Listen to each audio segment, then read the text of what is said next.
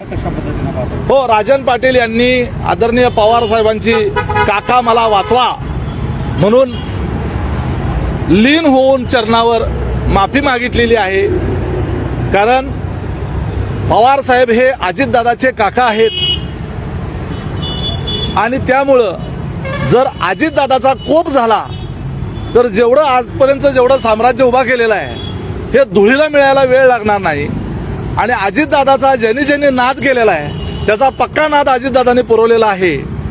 हा इतिहास असल्यामुळं पवार साहेबांच्या पुढं जर अजितदादा कुणाचं ऐकतील तर ते पवार साहेबांचं ज्येष्ठत्वाच्या नात्याने आणि काका या नात्यानं अजितदादा सबुरीनं घेतील अशा अपेक्षेनं त्यांनी पवार साहेबांच्या पुढं लीन होऊन माफी मागितलेली आहे. त्यांच्या माफीच्या संदर्भानं त्यांनी आमच्या नेत्यांनी काय माफ करायचं नाही करायचं हा त्यांचा प्रश्न आहे. परंतु आमच्याकडं माफी नाही, चुकीला माफी नाही मिळणार नाही.